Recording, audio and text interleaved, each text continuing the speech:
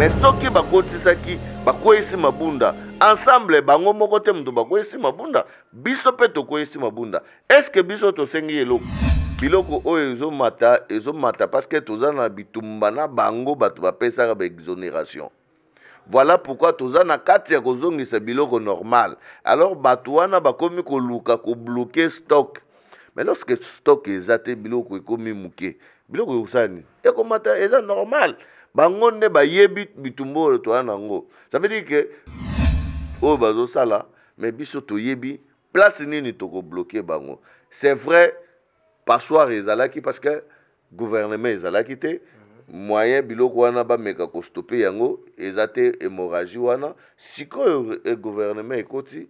Je crois que biloko nyonso ekozonga na normal. Dollar kabila tango aye dollar ezalaki na combien?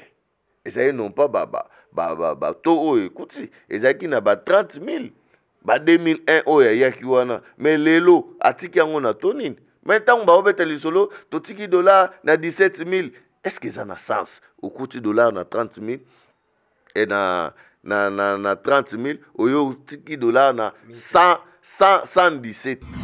Congo eza ya kokufa zéro. Partout eza na ba secteur nyonso ezaka rouge. Ozui pouvoir na caisse zéro. Yebisanga. Et puis bato bavandaki bayebi ke caisse eza zéro, peuple a kotombokela bango. Tango peuple a kotombokela bango bakolela ke Kabila zonga. To yebi mboka oyo ndenge ezalaka nango. Abonnez-vous gratuitement sur votre chaîne YouTube congodialogue.com. Abonnez-vous gratuitement sur votre chaîne YouTube congodialogue.com. Ya Congo Dialogue photo solaka congodialogue.com.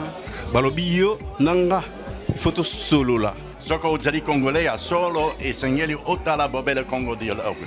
Donc mona awa bokozwa ba émission ya kitoko ya émission ya culture ya kitoko pona mboka na biso.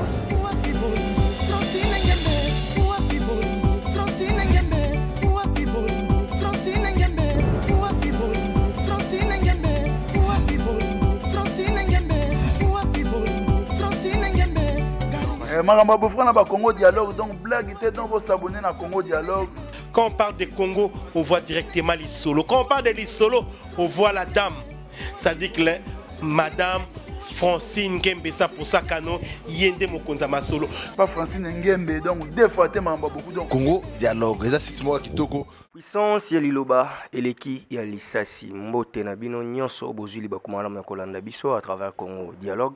Esengeza ya koyeba ke boza ebele na mokili mobimba. Lelo yo kaka neto ebisa bino ke faut toujours kolanda actualité to zoluka to faire voir bino ndenge ni mambo ezoleka na bato yo baza na kati ya scène politique o bako expliquer ba version oyo ekosala ke mboka eke liboso na yango to ya mbeli bino mwana mboka Jeko Bea oyo aza habitué na bino obomesa na kotala ye déjà mingi na plateau na biso azali bongo cadre ya jeunesse ya IDPS azali président ya force du progrès azali sous autorité morale parce que tozo banda wana avant tokota na mamnyonso ya vision fachi oyo ezali structure ya sika aromeka ko expliquer biso awa soki vision fachi eza nini mete ba kisala mais pona ko soutenir ba action ya mokonzi ya mboka Félix Antoine Tshisekedi Tshilombo. Jeko Bea naye to solola mambo etali Congo démocratique notamment ba pétitionnaire oyo balobi ke il faut gouvernement ezala remanier avant ba investir yango to meka ko solola yango to bandi na mbote mwana mboka Jeko mbote na yo Mbote ndeko boni santé non kima en forme ndeko Jeko vision fachi olongwe force du progrès otiki ligue des jeunes otiki mamumsusu o se concentrer to zaka na force du progrès. Non nazali membre cofondateur ya force du progrès. N'empêche mutu na mutazala na initiative na ye parce que c'est bien bon kozala na force du progrès mais au moins force du progrès za la léopard. Alors joueur ya Imana ou bien Mazembe ou bien Vita ko betape na léopard eza na problème te. Qu'à cela ne tienne, tozo ça la chemin mususu oyo peut-être est plus clair et plus responsable na vision fachi. Vision fachi est allé juste pour soutenir vision ya mokonzi ya mboka. tant bozo soutenir vision mokonzi ya mboka wana boye ka po bozwa financement et permettre bino kosala makambo mosusu to kosoutenir vision wana ezali kokota na programme na ye koluka koyeba na basecteur oyo pe alakaki boye koluka komaterialiser bo soutenir vision wana na ndenge. Alors tozo soutenir mokonzi ya mboka parce que aza na initiative malamu, initiative na ye ya malamu ezali nini azo lutter contre la pauvreté. Alors nde biso tozwi kaka wana tozo bunda pour que mwana nyonso tu ya Congo à se prendre en charge, ayeba koluka, ayeba kozala plus responsable que kolelaka lelaka parce que omoni bato belé balingi kolela na place ya kotravailler moto azo lela. Oh, ensemble biso nyonso tu tokokende mboka ya na biso ekokende liboso. Lorsque le président dit que akotika ba milliardaire ba millionnaire na mboka na biso, mais ce que akotika yango ndenge nini na secteur nini oyo bato moni bato musu ba yebaka te. Voilà pourquoi biso toza wana pona ko éclaircir bato millionnaire okokoma millionnaire ndeni okozala okokoma milliardaire ndeni. Voilà pourquoi biso tozwi vision ya mokonzi ya mboka pona ko expliquer bilenge ba papa ba mama ndenge nini tokoki kotombola ensemble mboka na biso na vision ya mokonzi ya mboka.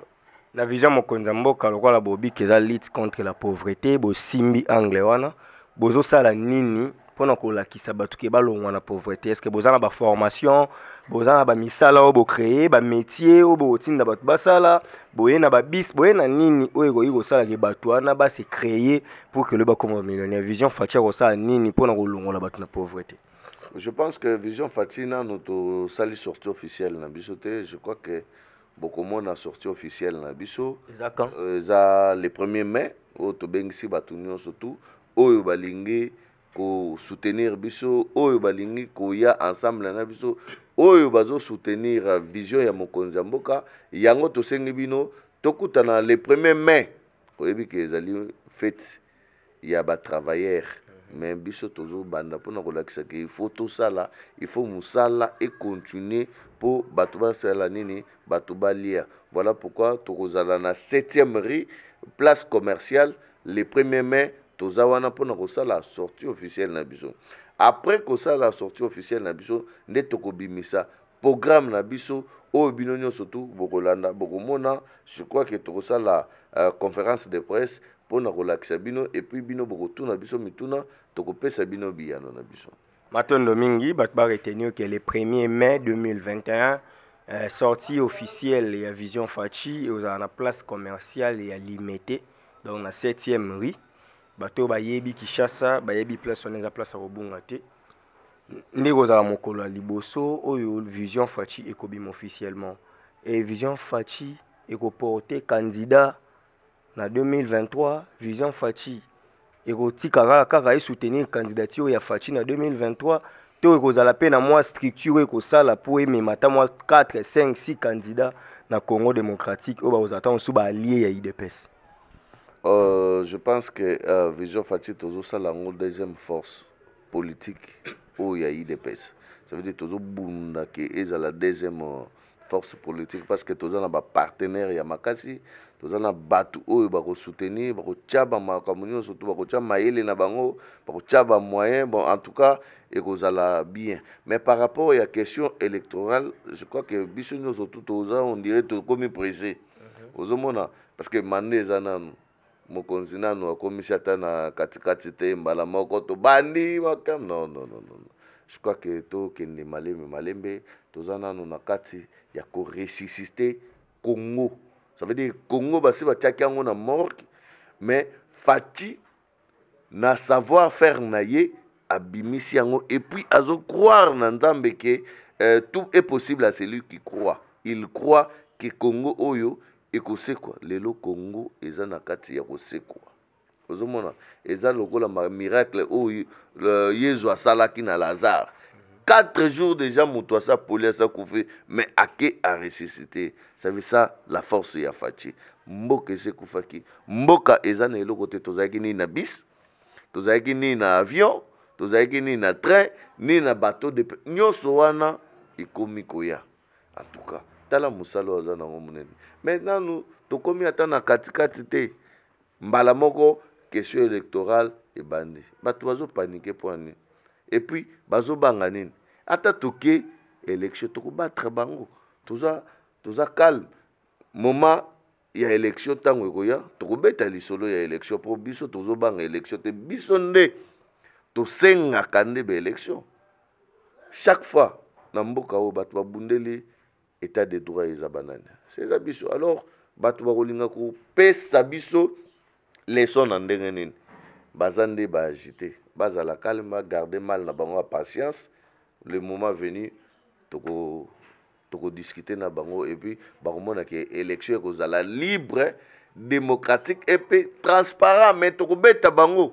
Non mais FCC bazo loba babi balingi kutu GTO recensement le 25 octobre 2023 bango balingi bamona Joseph Kabila zongi président de la République pour postuler bilan na bino déjà eza négatif bamoni ke biloko emati basali liste na bite so moni ba mikanda wana ezotambola na ba réseaux sociaux ya biloko ndenge emati na tango Kabila ezaki bongo te c'est pourquoi ba misusu baosenga Kabila pardon babi ke foka 2023 zonga pour ya wana nde fo bazoluka élection ezala mbango. Non wana baza ba politicien mike tosto yebi système na bango nde ba fonctionnera baza na place ya kodiembela te et puis baza na discours te na mboka tokobeta lisolo ya FCC te kobeta lisolo ya FCC ça veut dire eza kotinda bato ba se suicider voilà pourquoi nazoyebisa yo biloko oyo ezomata parce que toza na bitumba na bango bato bapesaka ba exonération. Voilà pourquoi toza na kati ya kozongisa biloko normal. Alors bato wana bakomi koluka ko bloquer stock. Mais lorsque stock ezate biloko ekomi muke, biloko yosani ekomata eza normal. Bango nde bayebi bitumbo to wana ngo. Ça veut dire que kala mingi te tango biloko ekofungwama, je crois que biloko nyonso wana babetaki biso ba mati dollar. Matata sala ba calcul na yawa a mati dollar ezo mata chaque jour. Maintenant, on a qui tant étudiant. Dollar to stopper hémorragie wana te to stopper hémorragie wana. Eza bitumba oto bundana bango oyo bango bazo sala. Oyo bazo sala mais biso to yebi place nini to ko bloquer bango. C'est vrai passoir ezalaki parce que gouvernement ezalaki te moyen biloko wana ba meka ko stopper yango ezate hémorragie wana sikoyo gouvernement ekoti. Je crois que biloko nyonso ekozonga na normal. Eza nango biloko oto yebi ndenge égal azo sala. Eza égal eza biloko na bango ba société yebi bazo monopole ya biloko nyonso tout ba pesa na bango. Bo bango ne mutu baza na droit ya komatsa Thomson, baza na droit ya koma monopole eza ya bango. Mais pendant 18 ans o bango basali. Bazo ki mboko ezaki na niveau ni. Ça veut dire bako lo bateke Kopa Thomson, Linzanza Thomson, tant Kabila Koti, ezaka na 1000 francs ou bien 1500 francs. Non. Kopa Thomson, tant Kabila Koti, si je me souviens, ezaki 250 francs. Ça veut dire, dollar Kabila Tangwaye, dollar ezaki na combien? Ezaki non pas to écoute, ezaki na 30 000, 2001 oya yakiwana, mais lelo atiki yango na tonine. Maintenant, on va mettre solo, tout tiki dollar na 17 000. Est-ce que ça a sens? Au coût de dollar na 30 000 et na 30 000, au tiki dollar na 117. Et ça n'a sens, il y a un rapport au côté. Bango ne moutou ba détruire. Et puis, batiki caisse vide. Vous comprenez?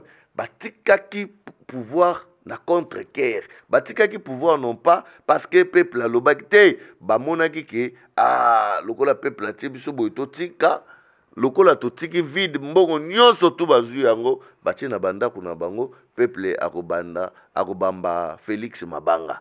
Tango nzale koya peuple akosenga Kabila ya susu na bango to mona bato PPRD bazu yimba banzim mais ezaki momate il fallait batika nanu peuple a constaté nano mais bango babandi Kabila kozonga ndenge nini Kabila kozonga ndenge nini ba plan nyonso tout ba échouer eza ba dernière carte na bango ozo comprendre biloko emata ndenge ezo mata wana to yebike égal mutazo matsa biloko wana parce que bazolinga bakanga yango pona ba exonération oyo basala na époque ya Kabila bapesa bango monopole ya biloko nyonso tout. Voilà pourquoi stock na bango ekomi kosila yango na baolinga basala ke ba négocier mais to négocier na bango te.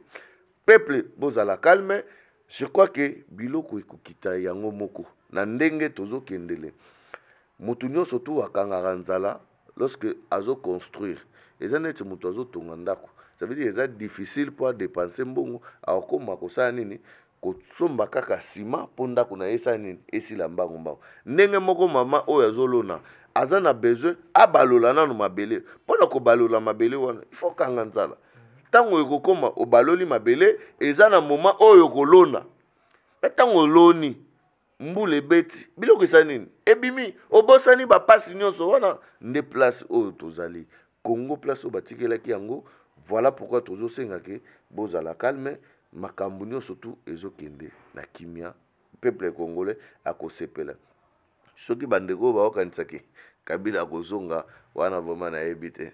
Donc Kabila ozonga te. Ah jamais Kabila kozonga. Mboka oyo Kabila zonga. Ah non na ebite. Boso ba voter na bango. Te jamais Kabila kozonga te. Kabila kozonga te. OK, mais tant on peut betel sur le gouvernement mais gouvernement a eu problème. Ba député bazo menacé, babi ba ko investir bango te pour gouvernement les ndenge boyo kanagité. Lelo yo est-ce que kokoma compliqué te ce qui lelo ba député ba boyi ko investir gouvernement oyo mboke vandi susu boye sans gouvernement to suka. Non, ça veut dire que na mboka oyo mututu alinga zalaka ministre. Zomona des défauts ya mboka na biso. Oza déjà député, omoni mutu aza déjà député, alingi lisusu comme ministre, lobi akolinga lisusu comme na Sénat, lobi akolinga lisusu comme PDG, kaka ye moko individu moko no. Voilà pourquoi tozo ya na fachi aye na système ya sika. Malgré tozo za difficulté par rapport ya majorité moko oyo ezali mécanique, ça veut dire que tozo bunda ko sangisa yango poto meka ko avancer. Ça veut dire que tu as une difficulté place wana parce que mututu azo comprendre que bon biso to koyesaki mabunda bo koyesaki mabunda ezaki pour intérêt na bino bien ezaki pour intérêt ya peuple congolais mais ce que ezaki pour intérêt na bino wana bako continuer ko sala biloko ba ozo sala wana mais soki bakotisaki bakoyesi mabunda ensemble bango moko te mdo bakoyesi mabunda biso pe to koyesi mabunda est-ce que biso to sengi eloko IDPS 11 non 11 ministres. Mais IDPS a bondi. Mais il y a 32 députés. Non, mais IDPS a bondi. Potoko isa mabunda wana eza bango ka bango moko te. Balobi boye. Sangweya qui a pas informateur que oui députés ministère moko. Batu ba calculer ba moni que IDPS a 32 députés fois 4 ministres. So le la président a pouvoir na yemoko akocha pe ba ministre na ye ba ko s'entendre IDPS a au moins 3 a au moins 7 8. Mais du coup, bamoni 11. Yango moni batu misusu pe bamoni elekela bango. Et puis ba ministre ebele bakoti 14 ministres ya Kasai oriental. Donc 25% ya gouvernement eza na Kasai oriental alors que ba province musu ezati. Yango wana ba député wana ba pétitionnaire basiliki. Non, je ne crois pas que yango nde balobi. Ba ministre nyo surtout baza ya Kasai to meka ko vérifier yango 14. Yango na lobi tomeka kotala yango bien eza même pas ndenge bazoloba wana moni Kasai eza munene Kasai ezali na ba province ebele na kati wana ozomona ça veut dire que Kasai eza isusu te ndenge ezalaka wana eza bato il faut ba comprendre biloko wana eza na ba ministère na gouvernement passé ba province mususu oyo ya Kasai pe ezalaki représenté te. Alors ceux qui oyo pe balobi bacha bango je crois que ezo poser problème te. Tozalaka na gouvernement passé nani si je m'abuse pas Équateur pe ezalaki bel. Ozomona. Alors na katineti na gouvernement oh tomoni ba récompenser Sankour pe azana 3 ministères. Ozo comprendre Sankour eza na Kasai central te Sankour ezali na Kasai oriental mais eza je crois que eza na ekozala na Lomami. Alors ozomona biloko nyonso wana il faut batu ba intégrer yango et puis tango batie batu wana neti na Kasai wana ezali groupe na groupe nde moto présenté moto neti vie na biso lutundu la omona ke bato intel moto baproposé tozwi mosusu tozwi moto mosusu ozomona ke eza chaque plateforme ekozala ke chaque na province na baplateforme nyonso okoyebisanga ke moluba kozanga te bon sikoyo baluba soki esali ke baza influent na baplateforme nyonso osani série moko tomonaki ke na baparti politique ya majorité ya basecrétaire généraux ezalaki bakasaya alors soki base retrouve bango baministre est-ce que eza gouvernement ya bakasaya non ce qui compte ezali kozala kasayen te kozala mongala te moswahili te moluba te oyo ezokonte ezali nani savoir faire oyo toa nango toza besoin to aider population toza besoin to saler soki gouvernement ebimi bangala na bangala soki baza na volonté ya kosalela peuple est-ce que on a un problème soki lelo gouvernement tozalaki awa mboka mobimba baswahili na baswahili est-ce que biso tosala marche contre baswahili non eza biloko wana te mais balobi pelo omonge baroule bino epa président Kabund na IDPS wana nde bato misu pe baolela babi batiki bana ndako na IDPS mais bazwi ba mercenaire batie bango ba ministre bazwi Guy Lwando abimi ministre na compte sa IDPS bazwi ba Gizaro bazwi ba vio ya zui défense si je m'abuse pas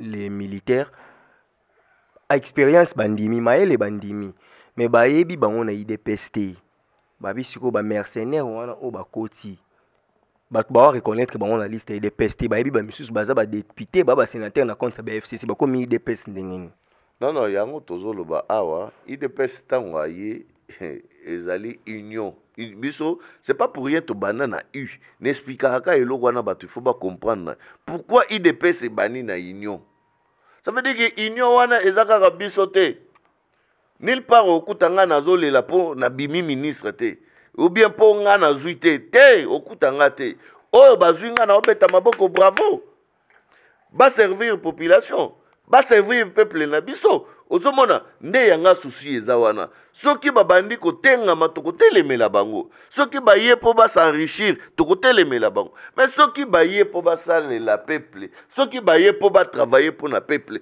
ozala mongala ozala moluba moswahili bravo nde yanga vision yango wana ça non pas to bundaki c'est vrai ezalaki parce que to servir population na biso ezalaki non pas nous d'abord pour nga na bundaki nga jekobeya il faut ba pesa nga poste te soki bomoni ngai na réclamer poste ba pesa ngai parce que nga na bundaki wana ezai sur combat o biso to salaki te combat o biso to salaki ezalaki pour to servir peuple biso to longola peuple n'esclavagisme tokomisa ye akoma pe mutu ayeba ba droit na ye asakampare na droit na ye azwa pouvoir na ye na maboko nde o biso tobundaki non pas parce que batienga te fona silika non wana eza combattre wana ekomi ba intérêt na ye alors batu ya ba intérêt bongo bazali batu ya kokata mitu parce que mboka oyo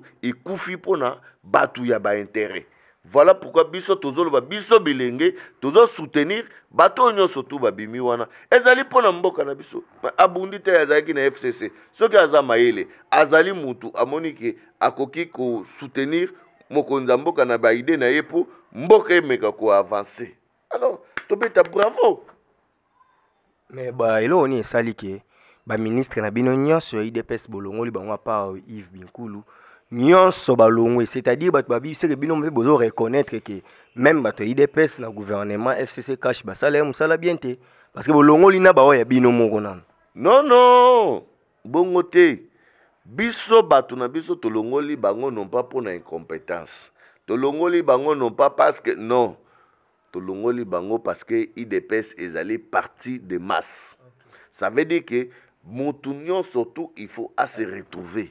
Moutunion surtout il faut à servir peuple selon makanisi ya mokonza mboka. Mais ce qui lelo batiki kaka bango, ça veut dire que bande comme so bako salate. Na tikali komona mutu moko te ya IDPS o ya leki a déclaré que eza injustice pour balongo linga. Non. Tango bachaki ye na mission wana batunaki ye te bapesi yo mission oke osali mission na yo okomi place wana bamisusu mpe bazali besoin basala bakoma place wana c'est comme ça ça veut dire pas na biso démocratie liberté ezali ozomona yango omona baoyo baa baagite baza combattant ya IDPS te un véritable combattant ya IDPS ayebi ke ngonga na ye ezali ta na ye ezali ça veut dire infiltré bino non infiltré biso parti politique union surtout bato bazalaka na bango mutu na mutu azoya na carte na ye na ambition na ye mais un véritable mwana ya IDPS akozala agité te oyo nyonso to ayebi ke aza mwana ya IDPS asali politique na kati ya IDPS akozala agité te parce que eza lokola équipe soki équipe ezobeta bien baochange bajoueur mpona ça veut dire bakotika bango soki mpe bamoni mpe bakokotisa mpe bato mosusu bokota tomonaka awa moto amarke bi me bazwi babombi ye peut-être eza mpona match mosusu oyo ekoya voilà pourquoi tolongoli motu non pas parce que basali bien te tolongoli balongoli ou bien bachange équipe parce que IDPS ezali partie de masse il faut batutu batravailler.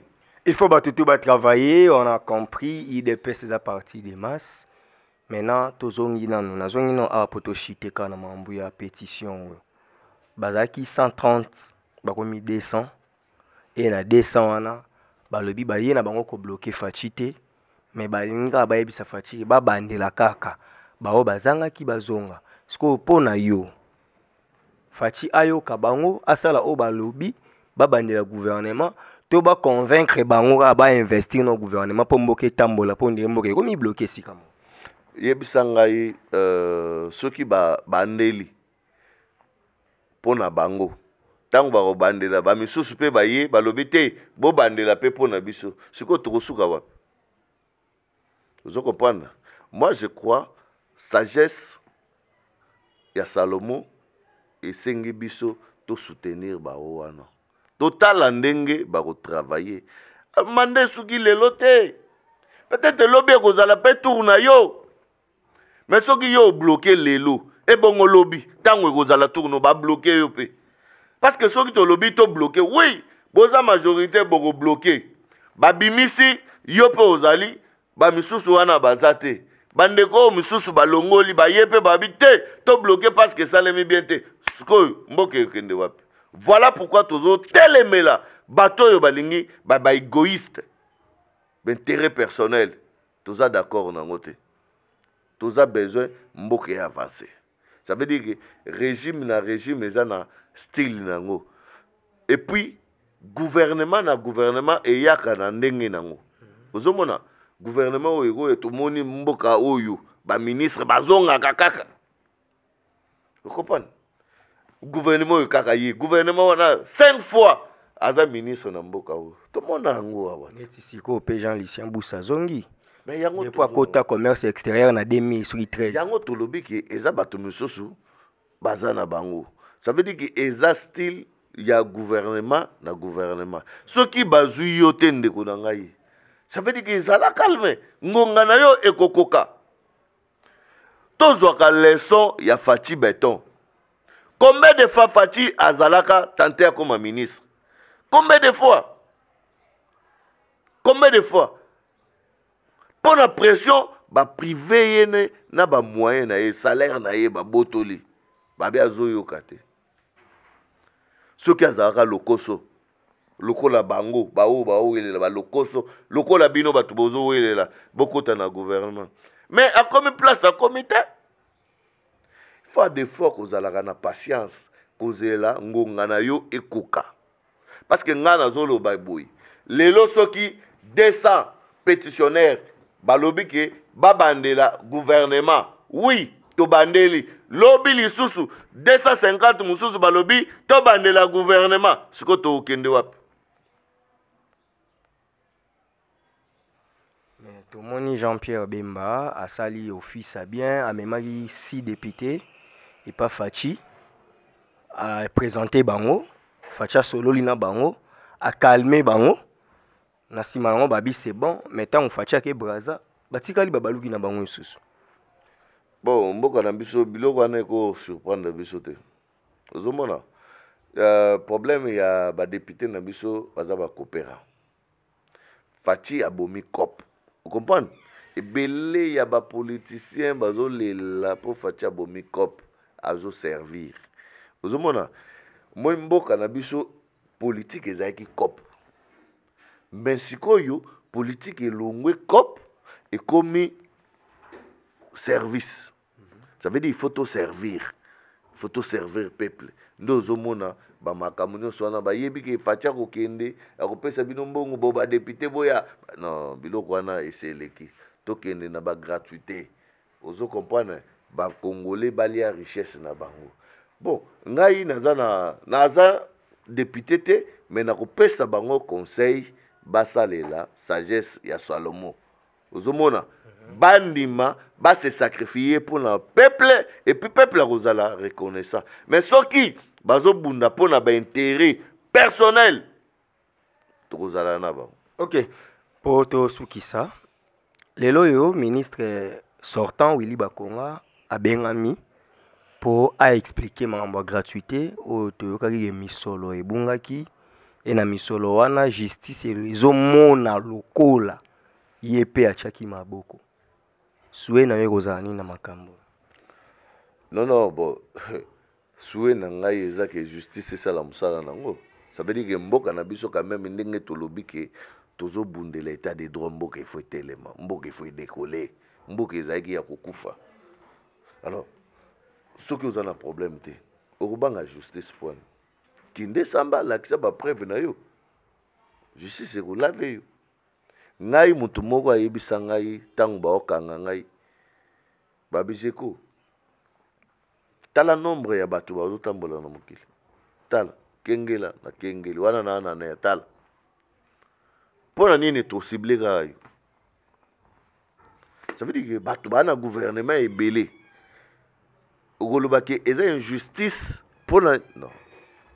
Ça veut dire ceux qui ont un problème bakolo sambisa ye soki ana problème te bakotika ye okende na ndako mais ezali ba leçon po mboka etelema mbongo ya mboka oyo eyibami na niveau moko kondima kote nde na ye wuti koyebi soki mboka oyo bazwa politique cop ozo comprendre ndenge ve na biso Jésus makila alobi mbongo ya mboka po olia yango bien fait bela malamu. Ça veut dire qu'il faut l'anda partout, l'andi, au lieu si batunyo surtout pour fuiter bimatendo aux yeux. Yoka les sons que l'autre a zopé. Vous comprenez? Mais c'est normal. À ça modèle était vieux. Que bon, il faut bella, ce que l'on a bongote, ou va kokanga, c'est ça. La zopé, ça va politique schéma. Mais la zopé, ça va un schéma. Ça veut dire, yé pour ayam bon, non, mon akiwana, balobi ba otonga aéroport. Ba beti calcul na bango 500 millions pa mbongo ebimi bakaboli ndamu ne mbongo ebeli yango wana Matendo mais tu as dit bazo kanga l'école lundi mais petit so qui information ils a communiqué c'est lui la communication au ministère à EPSP mute publié yango que lundi oyo bazo kanga na ba classe soko yo ki yango réseau kozani. Parce que jusqu'à la classe c'est ça l'inine bon babi mamba confinement kaka et puis il faut balander non pe mamba gratuité parce que gratuité chef de l'État a menacé c'est la raison pour laquelle ndekuti babengeli nanu ndeko bakonga na mwa lumbango po bayeba mbongo wana. Non moni mboka oyo to biso nyonso to soki ozala na mboka oyo yoka église catholique chaque fois qu'il y a rentrée scolaire église catholique azaloba l'État doit charger na ye l'État doit charger na ye. Mais l'État les lois ont charge naïe, Église catholique a continué en rébellion. Vous comprenez? Alors, batu balingi batute. Vous comprenez?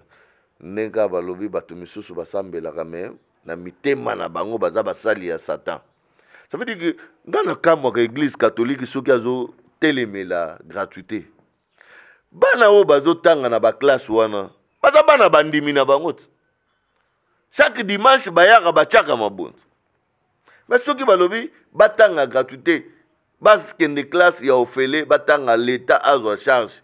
Problème, ils avaient plus. Kofuta balakisi, l'État doit fouta bangote. Non, l'État doit fouta balakisi. A fouta bangote nde.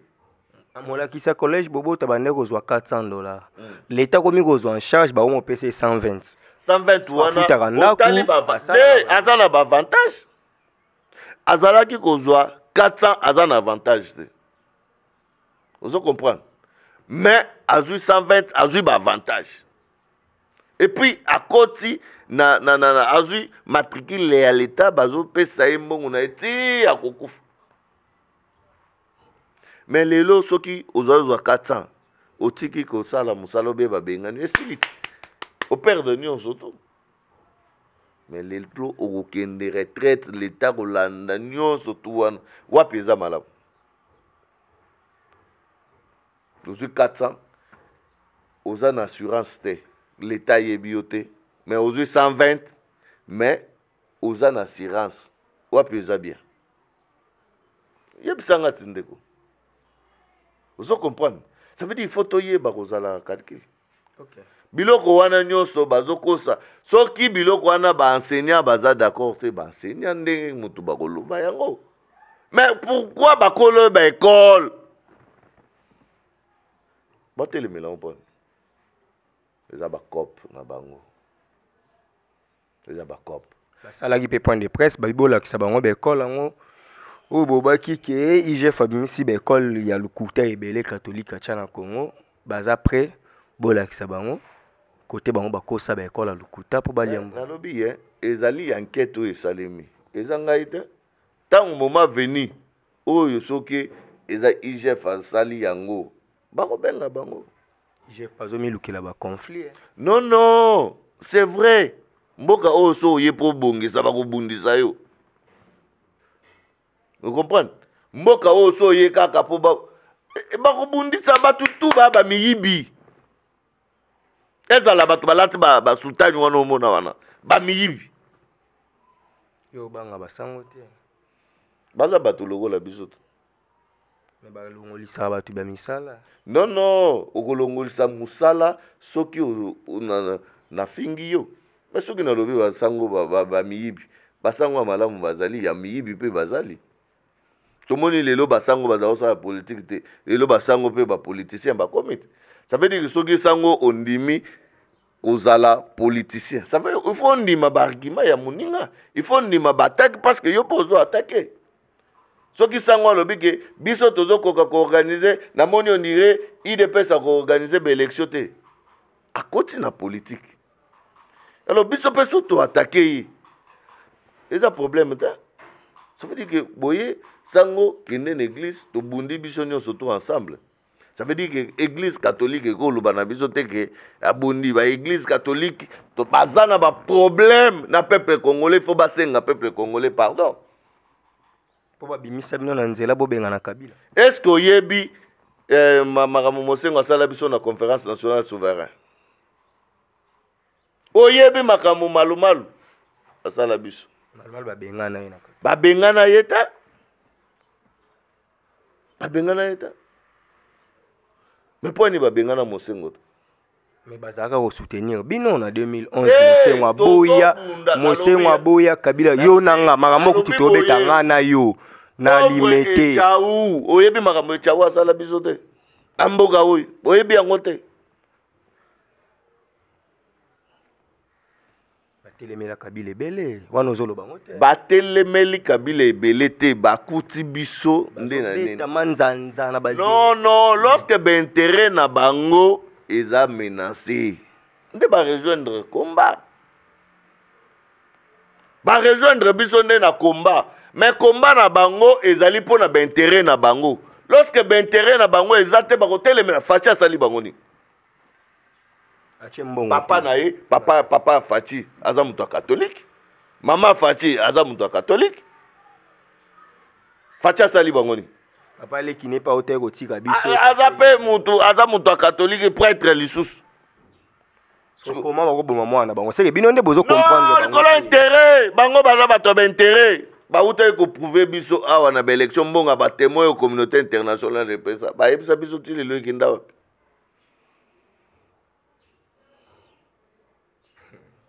Teumi asuka.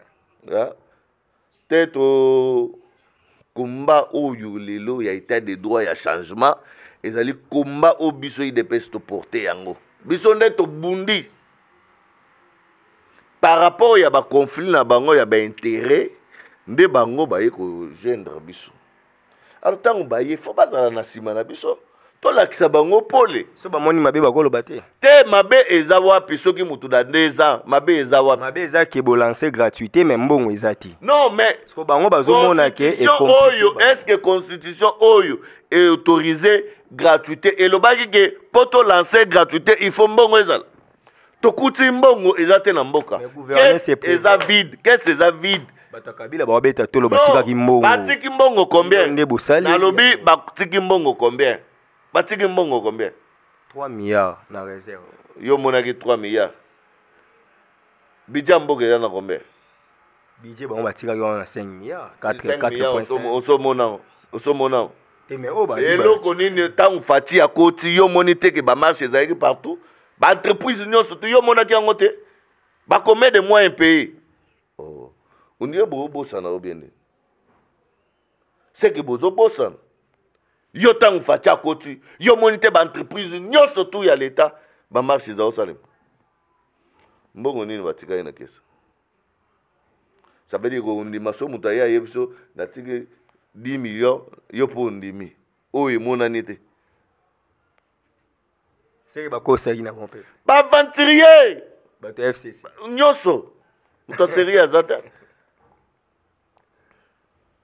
comprendre bato wana baa baventurier bato FCC wana bavrai comédien eboso bozwi siko bokata nini élection 2023 tosukana wana soki bokema na élection boye tomona mpe na Sarkozy apostule deuxième fois azwi te non mais eza na problème te tokocontinue combat na biso ça veut dire est-ce que biso tosali 37 ans na opposition ebongo so tobi tozwi te est-ce que faut ekomi fin du monde non combat ekocontinue peut-être peuple a comprendre place toza te yango tozosala chaque jour pour peuple a comprendre place tozali Congo eza ya kokufa zéro partout eza na ba secteur nyonso eza ka rouge ozwi pouvoir na kese zéro yebisanga et puis bato bavandaki bayebi ke kese eza zéro peuple a kotombokela bango tango peuple a kotombokela bango bakolela ke Kabila zonga toyebi mboka oyo ndenge ezalaka nango. Ça veut dire que soki oza na système soki fati akei nayebi te nani okozonga komona ndenge bato bakolela parce que liberté déjà kaka liberté eleki nyonso tu vome olala na nzala mais ozala na problème na mutu te lelo congolais azo circuler librement mutu akointe lelo aner bureau des politiciens. Est-ce que bakanga esu ba politicien bakanga Israël na aner non soki ba oyebi yango balobi il faut toyeba koza journaliste bomokanga na bandeko na biso non biso tokokanga Israël a mutu nanga tokangele ndeni ya pire ça veut dire que non mais mboka eza na ba secret d'état ozo comprendre il faut koyeba ndenge nini ya koloba oza mutu okokende sur place publique te oloba biloko nyonso tout eza permis. Vous comprenez? Et ça, na biloko musu oyo koloba. Asa journaliste, journalisme et communication est allé quatrième pouvoir. Alors, il faut yeba que tant vous a quatrième pouvoir, il faut yeba eloko nini koloba na oyo koloba te. Parce que sur le bic, bah pesa ka ba FARDC soki $25 $20 prime de guerre soki a lobi bongo mais soki bakie bakoti ke apesa ka $20 te siko tokosuka wapi abobangi ya créer soulèvement non totuni soki ezalaka $20 te siko tokosuka wapi boso we pasa enquête non mais yango na lobi tokeka na base wana ke bapesaka $20 te siko tokosuka wapi. C'est comme ça que moni bato belé bazo accuser Fati azali boy non Fati c'est un président moko aza simple atambolaka mais akotambola te est-ce que Fati soit yo tala net nga na pire petit na ya habiter na ge page est-ce que ça problème non fonction président de la République, oui, il a fonction. Mais en dehors, il a moutou. Ça veut dire qu'il faut tout l'ungwa na niveau. Moi, je ne fati à l'ungwe ya kokoma kolakisake président de la République face à la mythe, face à la mouvement criminel, assassin, mouvement robot, à se kakate. Ça veut dire que vous allez payer moi en Zambie, ou aussi au Fukamaka, Jésus Christ, maître Nabiso, à Kobimisa, pe mouta comme président de la République. Et ça kakate, il faut qu'il n'est pas marabout. Vous comprenez? Pour que tu aies que vous êtes président, il faut que vous allez marabout, vous allez mais où est-ce qu'il n'y a pas d'église? Aza modèle. Aza nakacha ko imprimer. Tous allez gana ba maman na bandako. Ça veut dire ba maman na biso baza ba esclave te. Ça veut dire au cause ce qui s'appelle maman au ça les peuples. Oh la kisi non parce que ba mboka o ba la kisi que ministre azaka na tante reçoit na moi si na ye PDG azala raté à gros c'est que ça moi ce n'était pas à PDG. Non, mais président de la République a imprimé modèle. Voilà. Ça veut dire que batu barumona biloko belé aza na kati ya kolakisa ndenge mboka il faut ezala mboka normal.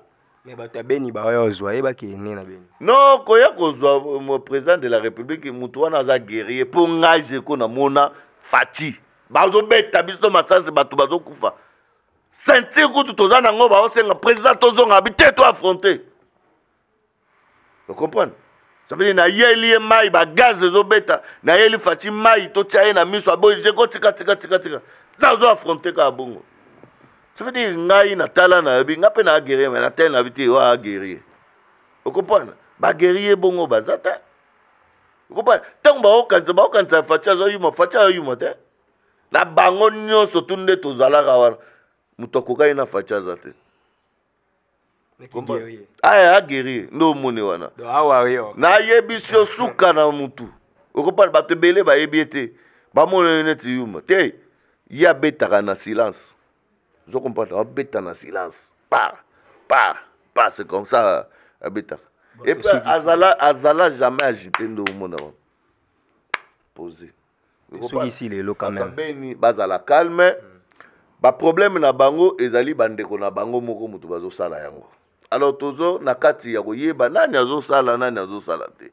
Moment venu ba résultat kobima.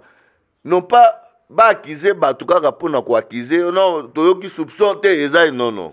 Toza bongo te. Solution ekozwama. Tozo mona des fois bazokanga ba mituka ya Monisco na Minduki. Bon, est-ce que c'est Monisco ou bien c'est un individu? Nous sommes il faut qu'on l'ande là. Tout le monde a Monisco, azozo ba minéré, mituke quoi il ba minéré koti. Nous sommes il faut qu'on y ait ba. Nani azana sima ya massacre na 2 ans ko yeba te chaîne eza mulai. OK.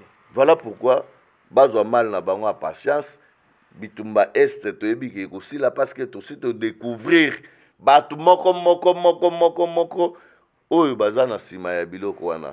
Et puis na habite nini ko salema mais j'espère que to ko tia tribunal pour na est wana. Bako banda ko interpeller batu pour na makambo est.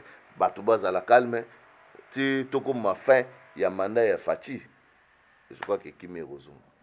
Ezalaki maloba ya conclusion ya mwana mboka Jeko Beya mikolo yoto bengi vision Fati pour se concentrer mingi siko na vision Fati. Donc ça, je fais un travail de journaliste en vous rappelant que la sortie officielle de Vision Fati ezali le 1er mai na place commerciale ya 7e rue bato botika kin mwakala soki boza déjà wa eza place wa bunga te 7e rue na sima ya Pelustor place Pelustor ezaka na kala donc boyebi yango bien boza wana place pe ministère amène ezalaka na mwakala ekoma ba supermarché bokutana wana bato nyonso bazala wana biso tokozala wana totala Vision Fati ozani yara mtamas abenga pe bato ebele eza wana frontman wana eza sous ligue de jeunes te eza force du progrès te wana eza lisu te ke oni ba mama mitu basiminga talaka so ba mama basimbi meloti ba mama basimbi yo so mona mutu basimbi pa ba mama koye jamais ça va tekutani Bongo, ngana bino tokutani dans un bref délai pour un autre numéro, mais pour na bateau nyonso bolinga boye ba vision fachi parce que awa expliquer kaka na mwandambu kuna nde bakofonga mais puis na point de presse tokoze l'invitation officielle ayebi ngane na fonctionnera donc ata tozana yo na 11h au salle l'activité na 11h10 so na invité te na encore en salle. Donc au moins nous avons déjà notre invitation pour la conférence de presse. Pour Sabino ba image nyonso oyo ekosala ke bozala vraiment d'accord na biso ezaki sengo ba bozaki belé merci à Odette Lessa depuis Switzerland, merci à Star Lilima qui a réalisé cette émission, merci à Mémé Sifa bandeko tout oyo bo soutenir émission oyo bo landi bo partager bo liker to pesibino merci ngana bino to kutani mbala sima puissance ya liloba. Il est qui Elisassi. Merci. Abonnez-vous gratuitement sur votre chaîne YouTube congodialogue.com. Abonnez-vous gratuitement sur votre chaîne YouTube congodialogue.com. Il y a Congo Dialogue photo solaka. congodialogue.com. balobi yo nanga photo solo la soko ozali congolais ya solo esengeli otala bobele Congo Dialogue. Donc mona awa bokozwa ba émission ya kitoko ya émission ya culture ya kitoko pona mboka na biso.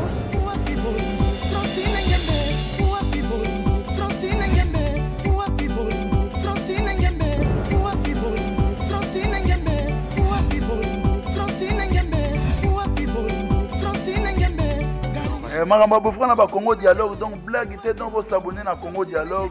Quand on parle de Congo, on voit directement l'Isolo. Quand on parle de l'Isolo, on voit la dame. Ça dit que Madame Francine Ngembe, ça pour ça kano yende mokonza masolo. Pas Francine Ngembe donc deux fois te mamba beaucoup donc Congo Dialogue, ça c'est moi kitoko.